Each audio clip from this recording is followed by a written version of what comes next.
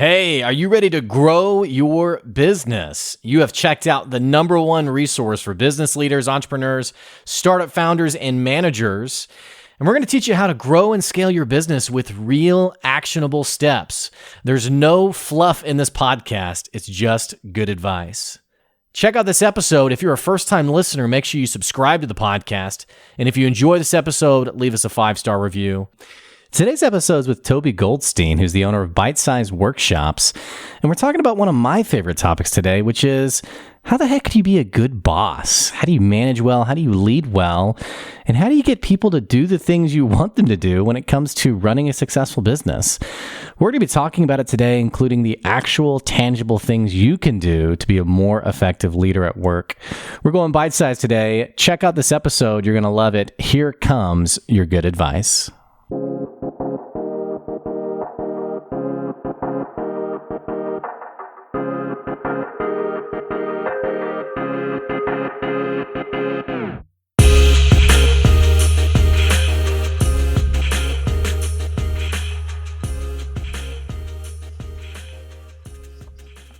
Hey, welcome back to another episode of the Good Advice Podcast. And here's the deal. We're talking about something that you've heard me talk about time and time again. It's something that I'm passionate about. It's something that probably you're passionate about because whatever job you're in, you've probably had a bad manager before. You've probably had a bad boss before. And on the flip side, you've probably, I hope, have had that job where you've been like, oh my gosh, I can work for the rest of my life. This place is amazing. I love my boss. I love what I'm doing here.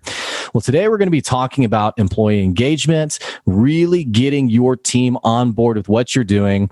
And I have with us today, Colby, I don't know where Colby just came from. Toby Goldstein is with us today. And she's going to be talking about this topic. She's the founder of Bite-Size Workshops. And we're just going to dig in today. Toby, it is so great to have you here today. Thank you. I'm so excited. I'm excited too, and I got to give the listeners a little bit of context for why I reached out to you and asked you to come on the show. I had put some article up on LinkedIn, or I'd shared something on LinkedIn, and it was like, we all hear these stories about like employers who do these things. You're just like, oh, why would you do that? It's kind of like the pizza party type thing. And you mentioned that you had, I think, worked with a company where they had like a sushi day, which I love sushi. Yeah. It sounds awesome, but they were kind of like patting themselves on the back. Like, of course, everything's great here. We have sushi day. Why wouldn't things be wrong? And so I'm excited to hear more about you, hear more about some of your stories. And I think for our listeners, we're just really excited to get some of your insight on what does it really mean to lead effectively. So having said that, welcome to the show today. Thank you. So, and you're right. Sushi Tuesday does not do it. Like what's funny about this is sushi is expensive. It's not cheap. And I've always loved the companies that are like dumping tons of cash into like these perks. And it's like, if you just treated your employees better, it'd be a lot cheaper as well. Oh, yeah. So, yeah. Tell us a little bit about who you are and what you do, Toby. Okay. So I have been, let's backtrack a little bit. I have been working with youth and college students, setting them up for internships, summer's time. And it was fascinating. I loved that work.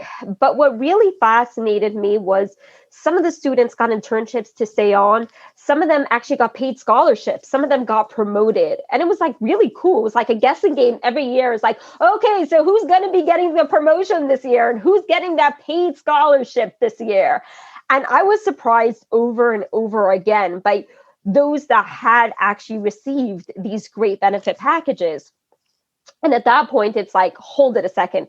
People are not paying for somebody to go through college, or people are not promoting somebody without reason. There must be a reason why they're doing it. And to the outside eye, it looked like they were lucky. But in essence, they actually were not. I mean, they were lucky, but they were lucky because they actually had the skills that helped them get that promotion. And it was interesting because I had to take that step back and I interviewed them and I interviewed their colleagues. I interviewed their supervisors. And it took me a while to nail it down, which made me aware that it was heavily based on those people skills, those soft skills. I know people hate that term, but it actually is soft. It was what their communication looked like, their creativity, their time management. And that's where actually got them the promotion and got them those scholarships. It was a great awareness. And I was like, oh yeah, pretty cool. Okay, everybody, you just need soft skills in order for you to get through college or to get that additional bonus. And I just filed that away. Fast forward a couple of years, I was giving a workshop to a group of teachers, and I was just talking about a variety of skills, helping them give the skills to the students. And at that point, one of the teachers stood up and she got upset. She's like, oh, we don't need these skills. It's a waste of time. And she just like went on a little bit of a rant, and we're all sitting here nodding our heads. And I decided to actually take the bullet at that point. And I knew, and all those teachers sitting in that room knew, that that teacher had parents calling saying they don't want their students in her class, needed a new assistant every single year, was having difficulty with management. And it was actually those, the lack of those skills. And I was like, okay, so how am I going to make her aware of the power of those skills? She actually, I just had to calm down after she went on that rant. And then I explained to her, bringing back the idea of the workshop, said it was those students that had the skills that actually succeeded in life. And it was taking it a step further, which I personally love, is I keep up with those students. And a lot of them moved on to leadership positions, which is really cool to see, the level of growth over there. And that's what made me aware, saying, who actually is a leader? Right? What helps you get on to that next level? And it really is those people skills. What does your communication look like? What is your time management, your awareness? Basic is what helps you really go far. Got them the promotion, and, got them those next leadership positions. It's kind of funny because like on this side of it, like with when I say this side, I mean like you and I, who like we've seen these skills firsthand and we know how valuable they are. It feels like on this side of it, everyone's like, oh my gosh, yeah. Like how could you lead, or how could you be an effective, not even just with leadership, but an effective employee if you didn't have these things? And yet it feels like there's people who are really disconnected from this concept. Like you mentioned this teacher, for example, which, by the way, anyone listening, if you've ever presented and someone like openly just says this is a pile of junk, there's nothing worse, I feel like. I mean, I was presenting one time and I had pulled up an HBR, like the results of an HBR study. And someone was like, I don't care what Google told you, or like what you Googled. And I was like, well, it's not Google, it's Harvard Business Review. But, but that's very, it's always challenging when you come face to face with someone who is just like, I don't believe in this stuff, I don't care about it. And you realize, oh, it's because you aren't self-aware enough to really grab onto this. Why does it feel like there is this gap there? There's this disconnect between the people who get it and those who are kind of like, they are the ones who were saying, oh, it's a soft skill, it's optional, I don't really need that. Sure, I can scream at my employees, whatever. What do you think the reason is for that disconnect? That's such a great question. And being that I had been in education prior to actually doing something like this, I'm going to just bring in my experience. Two things. Number one, it would be things people are born with soft skills, and everybody has a different level of strength within the soft skills. Some of them more aware, some of them less aware. So it's just the inborn skill definitely coming in. The second thing is actually the environment and what they learned when they were younger. Did they learn how to share? Did they learn how to negotiate? Did they learn how to communicate with classmates? And you see those, within school that did not communicate well, or I would say always got their way.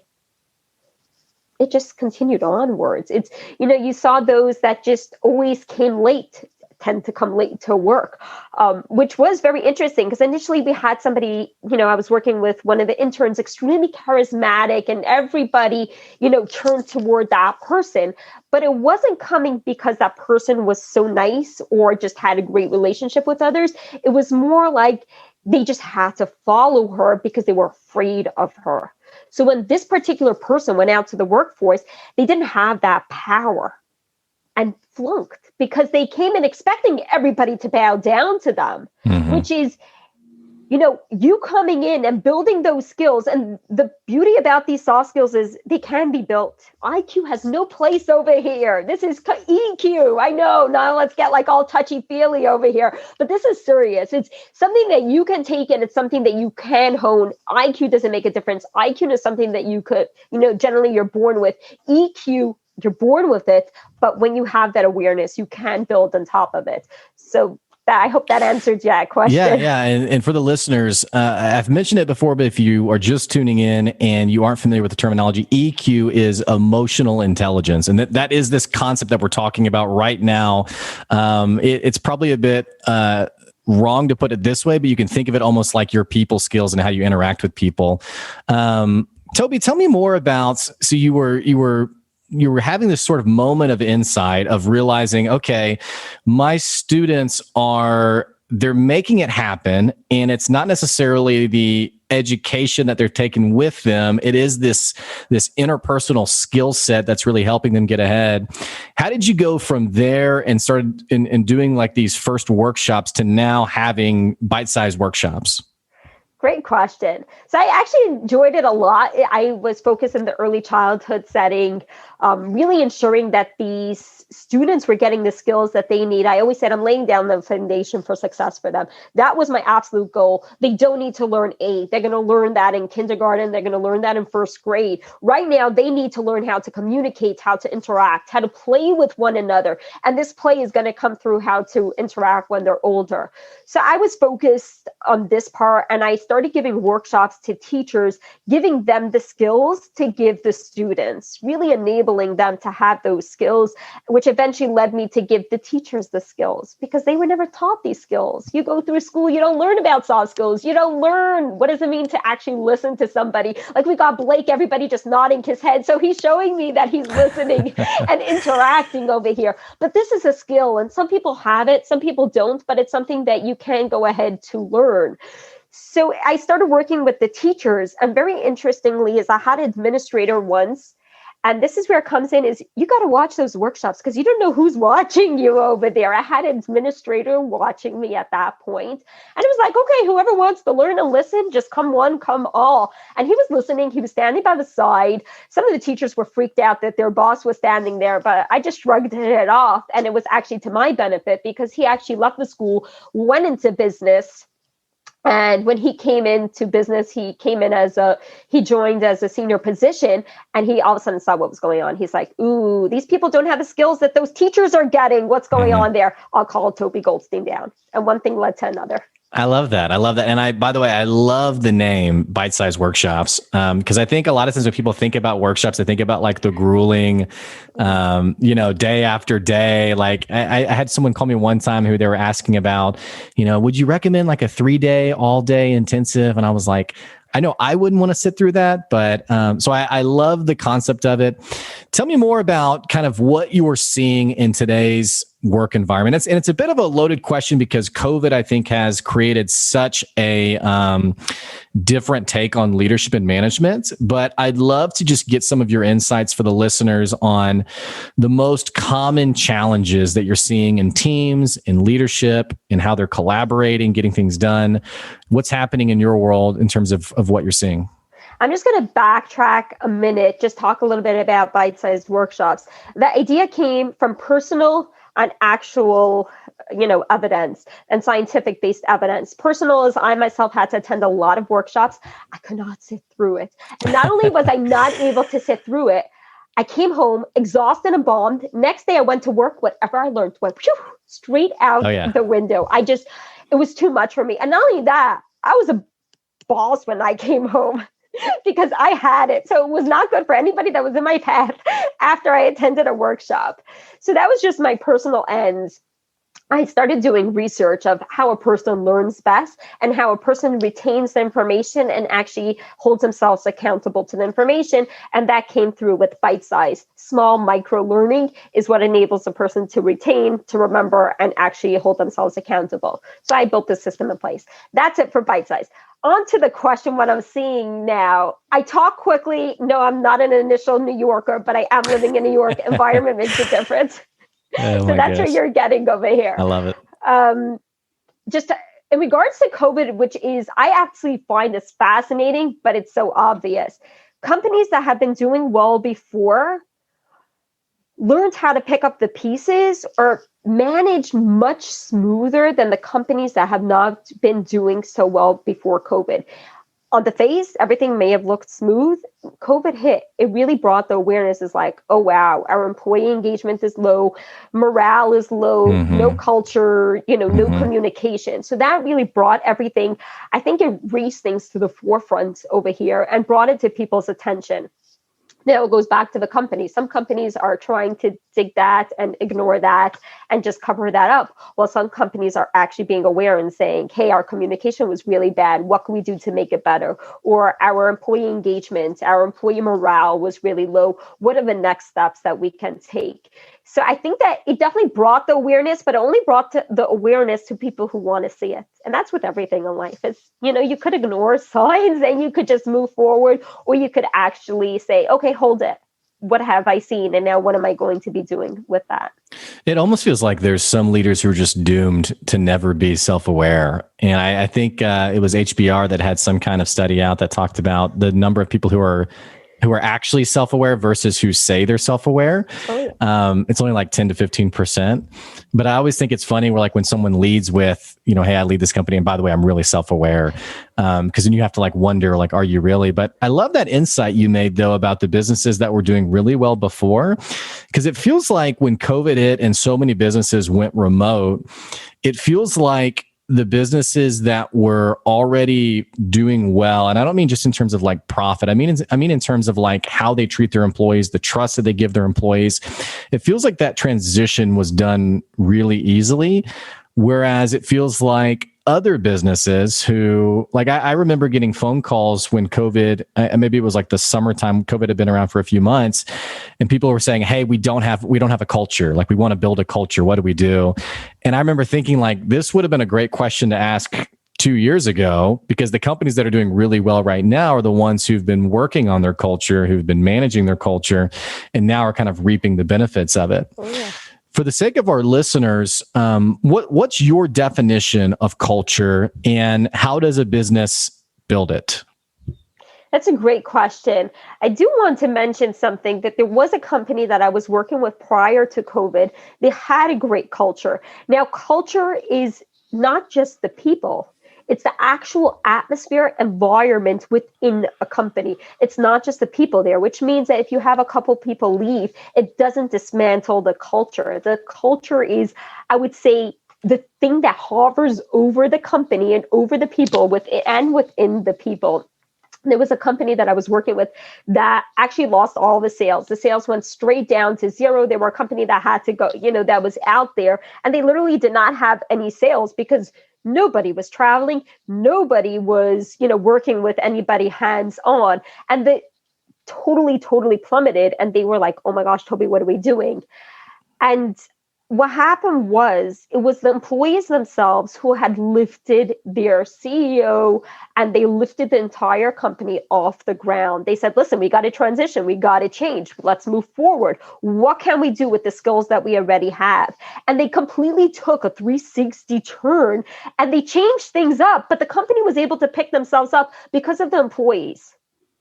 And this was because there had been a culture in place. So saying, as you had shared before, that sales didn't make a difference. They had no sales, but they had such a core group of people that said, okay, what are we doing now in order for us to continue forward, in order for us to succeed? When you have employees willing to say that, you know that there's something much stronger in place than their paychecks that's holding them there. And that's what's important for any leader to know, is your employees should want to be where they are. The company is a part of them.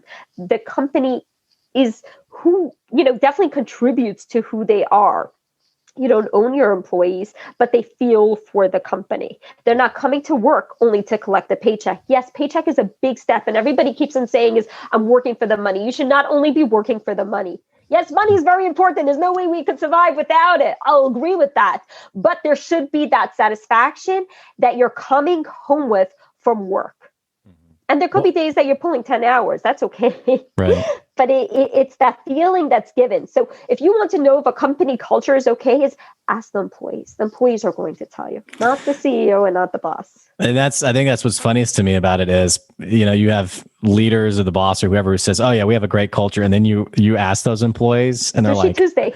"Yeah," they're like, "We hate it here. I am literally miserable." It's like, oh, okay, cool. For the sake of the listeners, I do just want to explain Sushi Tuesday. I had a CEO that reached out to me, saying, "Hey, Toby, I don't really need your help. We do something. Our culture is great. We do something called Sushi Tuesday, which means every Tuesday we bring sushi down to the office and we all come into the conference room and we eat together, and it's really nice." And he was going on and on about the culture. And I was like, okay, so then you don't need me. But I actually asked him if I can reach out to employees. I reached out to the employees, and this was the feedback that I had gotten. "I'm allergic to fish, cannot touch any sushi. I would never touch rice. I need to be completely, gluten-free and so on free. I don't like sushi. It freaks me out." And there was a lot of comments coming in. And when I asked the CEO, when I asked the leader himself if he knew about this, he's like, "No." I was like, "Oh, you like the sushi. You're finishing the sushi. So when you see that there's no sushi left, you feel great. But it was you who ate most of it." So it was just, going back to the awareness. You really want to know what's going on. It's the employees that are going to tell you. Now, employees are not always honest. Mm-hmm. But that reflects on the culture again on itself.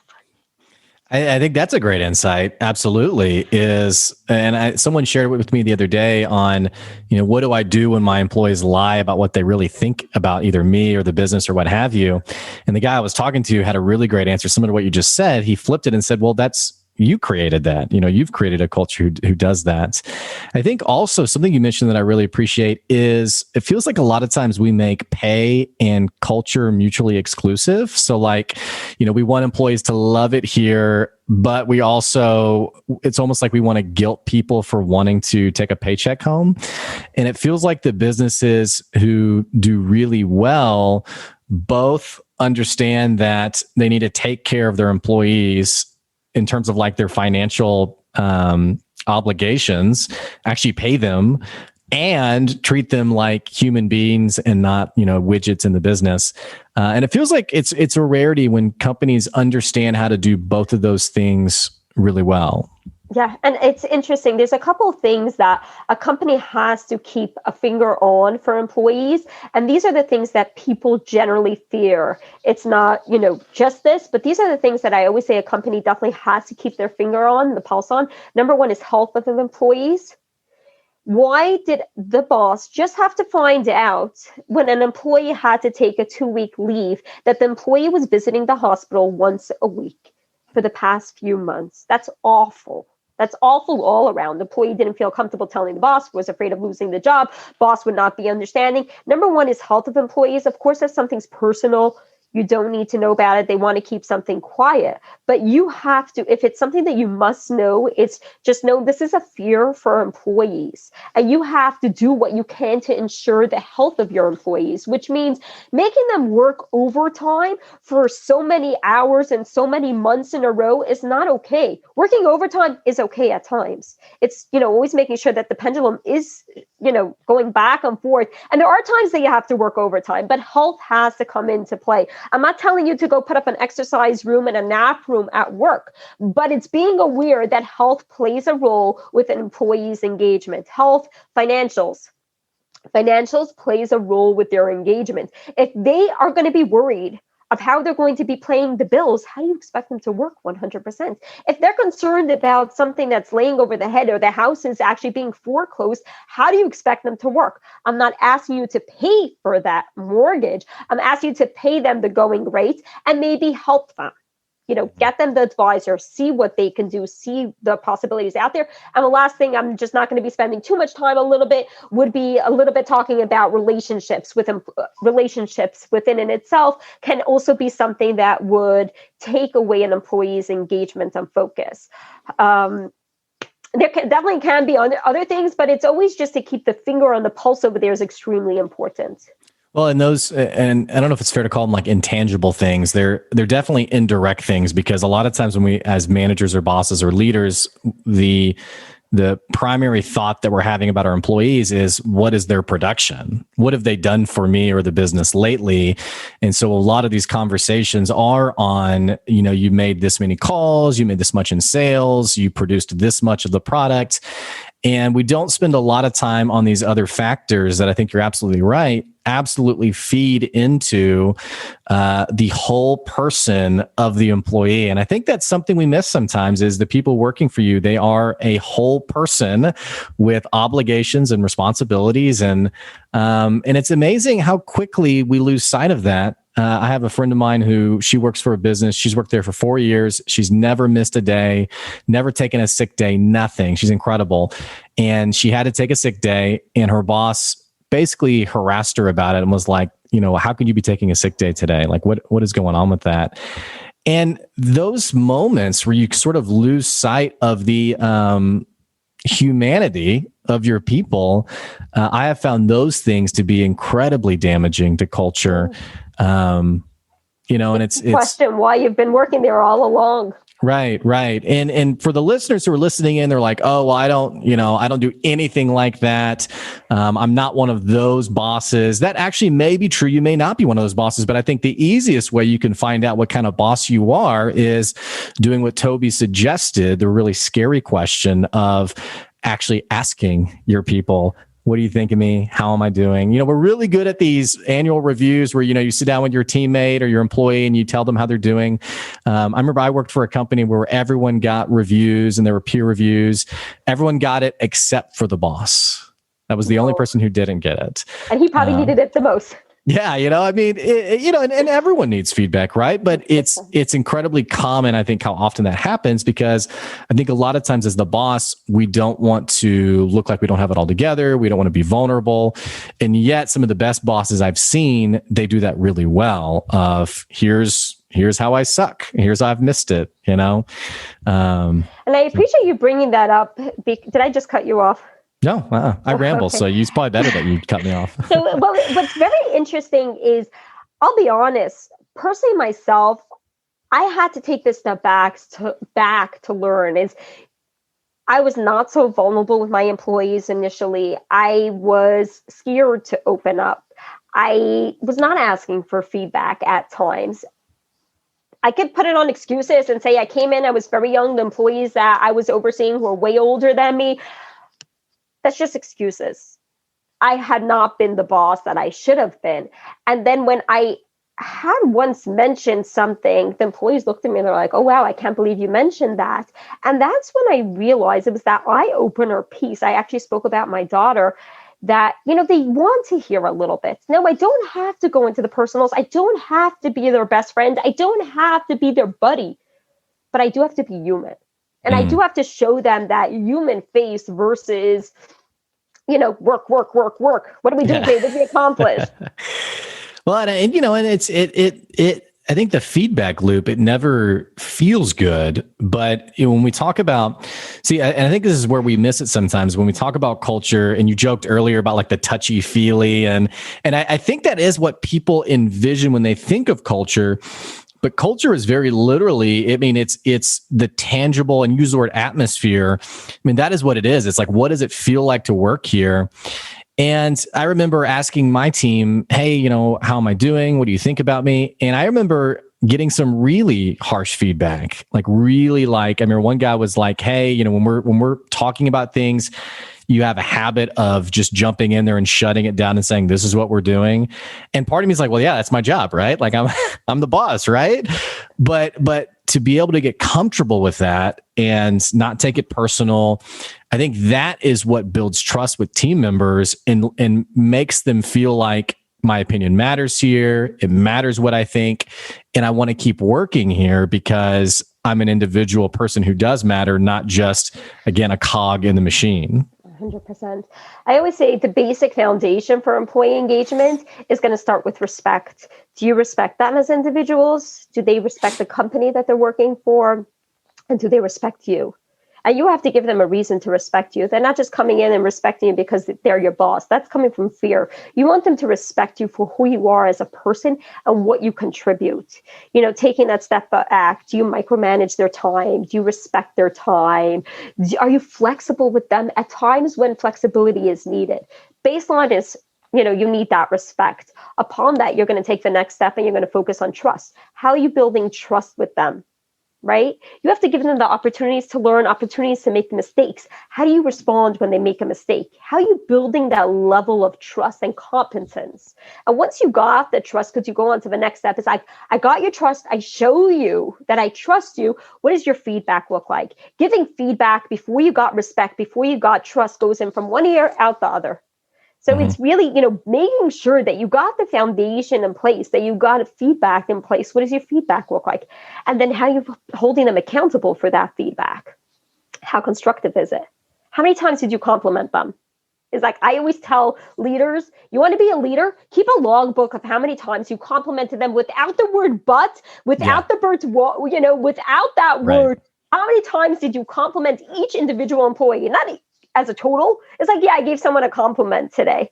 Is how many times did you compliment Toby? Did you compliment Blake? What was that compliment like? How sincere was it? So it's, you're moving on to that feedback and to that accountability piece over there, then giving them those opportunities, right? Because you trust them, you have each other's respect, you know that the feedback is going to be in place. Give them the opportunities. Train them, give them the mentors that they need. Take their skills to that next level. Don't just focus on saying, hey, they're doing great work or they're a mediocre worker. It's okay, I can handle that. No. It's your job to be training them. That's why they're your employee or part of your team. Is your job is to take them to the next level. If an employee entered your team and you didn't take them to the next level, whose fault is it? Not theirs. Right. I always like the expression of if someone's getting fired and it's the first time they're hearing about all their faults, it's not their fault. It's your fault. You're the bad boss. And your comment makes me think of a story where I had an employee working for me who was horrendous. She was so bad. And I went to my boss and they had decided to fire her. I went to my boss and I was like, oh, that was the right call. I mean, she was awful. Here's like the things she did. And I remember he paused and I was like, okay, he's not really meshing with my stories here. And he pauses and he looks at me and he goes, well, what did you do about that? And what did you do about this? And what did you do about that? And I was like, well, I didn't do anything. I'm telling you now, right? And I will never, this would have been over a decade ago. I will never forget that feeling of, holy cow, I totally failed this person. And here I was thinking like, oh yeah, they suck. They're terrible. It's like, no, they were well-meaning. They wanted to do the work good. They wanted to do their job well. And I just, smugly was like, they don't have it, but that's common. That's how we approach it sometimes. Yeah. So I always say before you build that level of respect is you got to make sure that they're the right person. You hear it all the time, right person, right job, and the right seat.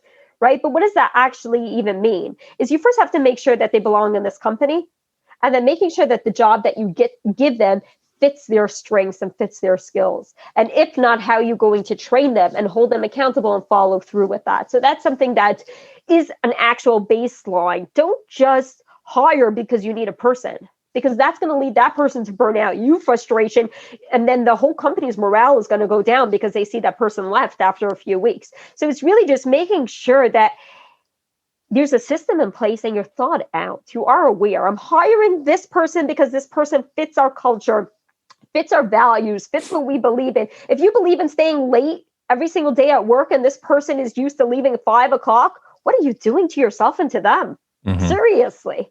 Mm-hmm.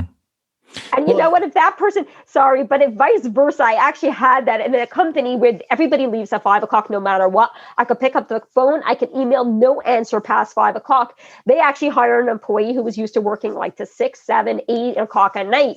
And I told them, I said, just make sure that you're aware that this employee thinks that he has to work at 6, 7, 8 o'clock in order for himself to be considered a good employee. You're going to have to compliment him at a work till 5 and make sure that he leaves till 5. It was a transition period, but they were aware that it was a transition. He loves it. I'm out at 5, but you know what I did today? There you go. I love it. Well, and again, these concepts they're not hard to understand. It's not rocket science. And yet it almost feels like some companies get it and some don't. Going back to what you said a second ago, hiring for culture fit, I want to pause there for a second. And how does a business hire well, interview well, and bring someone on well to mesh with the values that they have? And I ask this question because it feels like sometimes we don't know how to interview for this. We don't know what to ask. We don't know what to do. And the other thing is it feels like sometimes as business owners, we have very real dysfunctions in the business. And we say, well, that's just the culture here. I mean, I had a business where they were incredibly toxic in how they talked about their customers. Like, our customers are idiots. They were an IT company. Our customers are idiots. They don't know any better. They'll promise you they didn't mess anything up, but they're always screwing things up. And when they got pushback on that line of thinking, they're like, well, that's our culture. You don't fit here if you don't have our cultural values. And it's like, I don't know if that's a value. That's more of, what have you. But all that to say, how does a business know their culture well and then hire according to it?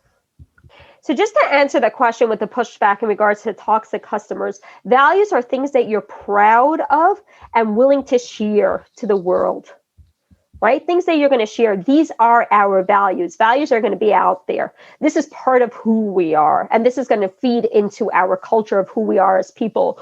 So what's very important for our company is to take this step back and ask, what do we value most? What is very important for us as people? Right? And sometimes they can't answer that easily, but giving them a list of different types of values or having the feedback from everybody within the company of what they see, it helps you answer that. Some of the companies would say, our value is we're there to help people no matter what.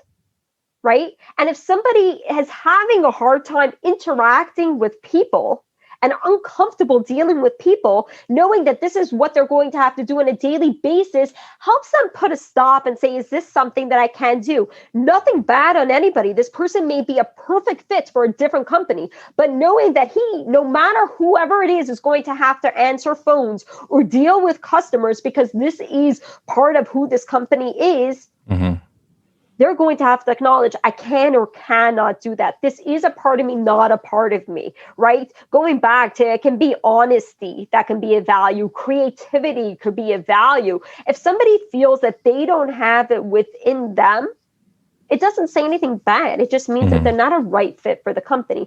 A company generally would have, I would say on average, between 3 to 7 values. And it's worked on together. It's the employees who contribute. It's the leaders out there.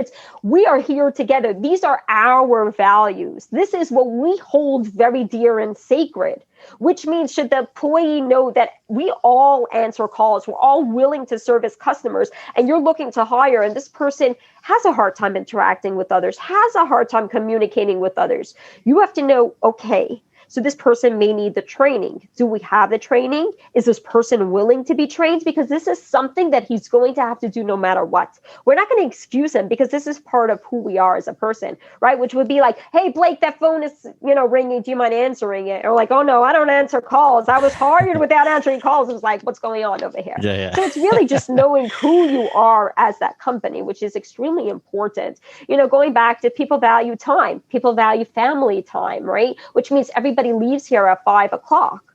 Yeah, great. I can do it. But with the understanding with that person, he's like, great. I always left like at 6:30, 7 o'clock every single day. I for sure could leave at 5. But he had to understand that he tied his achievements every single day by leaving late. He had to know how to reorganize his time and be aware that that may be difficult, but he's willing to do it. So it's just really being aware, do I fit in the company? Once you know that you fit into the company, I need to know if the job actually fits for you, because this job demands you to be punctual. This job demands you to know how to write professionally or whatever it is. Can you do those things? Nobody's going to be 100% fit. Our goal is that 80% train on the 20%, which is something that you must be aware of. You're never going to find that perfect fit. That perfect person just lays here, nowhere else. Yeah. And I like to say that perfect person isn't going to come work for you anyway, because you can't afford them. Like that perfect person. So I love that insight on hire for the 80%, train for the 20%. And in some ways it obviously your business is your baby, but on the same token, I don't want to say you lower your standard, but you get a bit more realistic on who we can get, who we can hire, and then doing well by them by training them and bringing them up to the level that you want them to be at. So I think that's all great insights. But something that I find helpful with hiring is word of mouth within the company, right? Because if you have already the great culture, an employee who's going to refer a new employee knows already what the company is looking for, knows that person will be a good fit. And it's somebody that I trust, right? Because this is my employee who does a great job and really knows who we are. Referring somebody else, I would listen. So I always tell companies, you're looking to hire, let your employees know. As long as you got the great culture in place, let your employees know. They can find you great. Don't work here. Yeah. I hate this place. Don't work here. Yeah. And I tell potential hires, you call the employees within a company. Yeah. You call them. Boss ain't going to tell you anything. Leader ain't going to tell you anything. They could be talking nonsense. You listen to the employees. I love it. I love it. Well, Toby, we are unfortunately out of time today. It's been such a great conversation. For the listeners who are listening, they're like, oh my gosh, I love what this person's talking about. What does it look like for someone to follow you, learn more from you, and maybe even work with you? How can my listeners do that? You can find me on my website. That's at www.gobitesize.com. I keep it bite-sized. You can find me on LinkedIn on Toby Goldstein as well. Feel free to reach out to me. Well, Toby, it's been great having you on today. Thanks for making the time. Thank you for having me. And good luck, guys. For our listeners, hey, if you have been wanting to learn more about this topic or maybe even work with Toby, I'm going to put her website, gobitesize.com, down in the episode description below. I'm also going to put the link to her LinkedIn profile. You know how much I love LinkedIn. So I'll make sure I link her down below. And hey, if you are a first-time listener to this episode, what the heck are you waiting on? Click that subscribe button so you can keep getting good advice wherever you are. And don't forget, we are on Patreon, patreon.com/good advice if you want to support the podcast or even get your business advertised on the podcast. Again, that's patreon.com/good advice. As always, thanks for listening and we appreciate you. We'll catch you later. See ya.